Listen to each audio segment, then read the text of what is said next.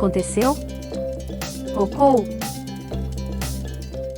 Porque é o seguinte, eu acho que tem uma história aí que está muito aguda e nós que trabalhamos com o entretenimento e principalmente falando dos famosos e falando sobre esse universo das celebridades, eu acho que a gente não poderia passar batido nessa questão do caso do jogador Daniel Alves, né, pessoal? Pois é, eu acho que a cada dia que passa, a cada momento que chega, a gente se sente um pouco mais envergonhado e um pouco mais sem noção daquilo que os nossos esportistas, principalmente alguns jogadores de futebol aqui no Brasil, eles se dão o direito realmente de agir com essas questões completamente desalinhadas, completamente fora da casinha. E eu não sei o que dá na cabeça desses homens, eu não sei se é um poderio ou a questão do egocentrismo. Eu sou fulano de tal, eu tenho dinheiro, eu tenho poder e eu posso fazer da minha vida e da sua vida aquilo que realmente eu quero. Nem se for para eu, de repente, te agredir sexualmente, e que na verdade já não é mais uma agressão sexual, né? É um estupro, na verdade, né? Tudo que aconteceu. Vocês sabem do caso, ele estava numa boate lá em Barcelona, ele simplesmente assediou uma menina de 23 anos que, por sinal, tem um poder aquisitivo muito alto, de uma família extremamente monarca na Espanha, com muita grana, e hoje a menina declarou que não quero indenização, eu quero prisão.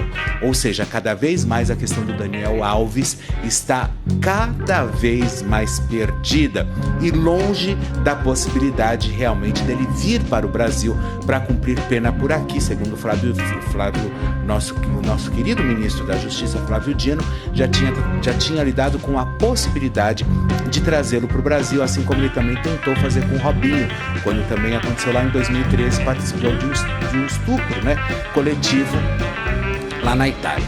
Bom, acontece o seguinte, o que me deixa indignado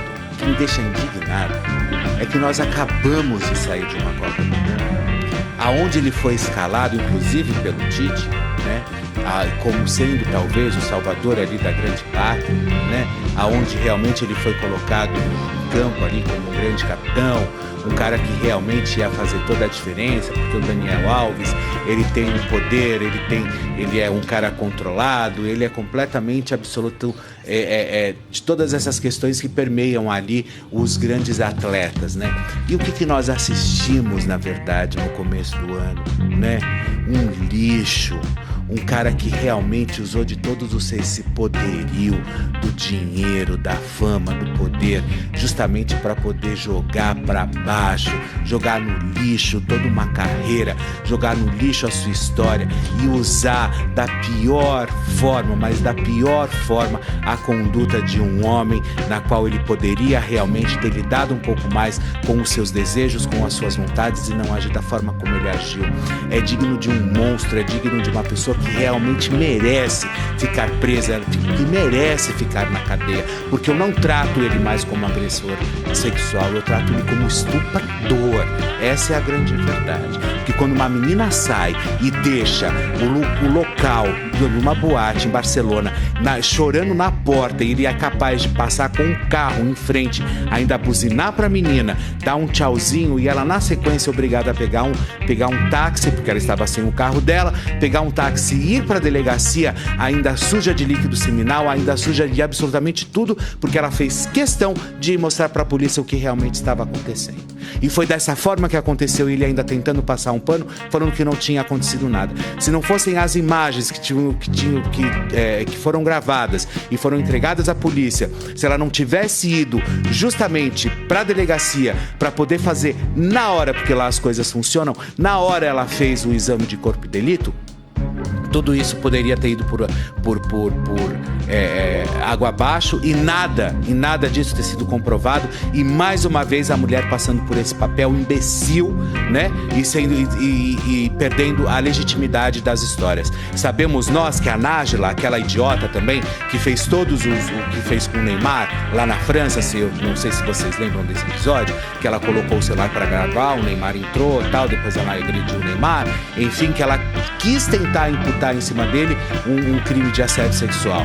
mas não deu certo, não colou, né? O que ela fez? Ela ajudou, ela colaborou para que a veracidade das histórias fossem também por água abaixo, né? Foram ralo e o esgoto tomassem conta de todas as questões. Então são mulheres como essas que às vezes tiram a legitimidade talvez de algumas histórias e que fazem com que a gente comece a pensar ou duvidar de algumas questões. Mas essa menina que não teve a identidade revelada aos 23 anos, justamente porque segue em segredo de justiça, ela saiu da balada e foi justamente para a delegacia para poder compor e fazer todas essas histórias e poder continuar fazendo toda essa questão da vida dela. Agora, o que me deixa mais indignado é que cada vez mais os atletas estão chafurdando nessa possibilidade. Eu não sei o que está acontecendo, pessoal. Eu não sei o que está acontecendo na cabeça dessa gente. Eu não consigo entender que eles chafurdam nas possibilidades sexuais, nessas esbórnias, em tudo isso, e não pensam sequer na família, nos filhos, na esposa, não pensam em absolutamente nada.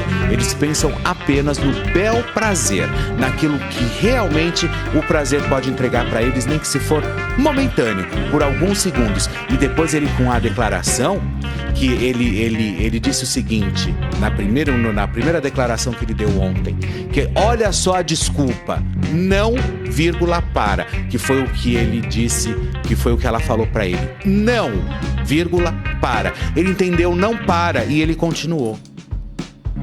Então, ou seja, o que ele fez? Ele simplesmente achou que ele poderia chegar, fazer o que ele quisesse com a menina, abusar dela sexualmente, estuprá-la, na verdade. Essa é a grande verdade. Não, vírgula, para. Ou seja, a menina falou, não, para.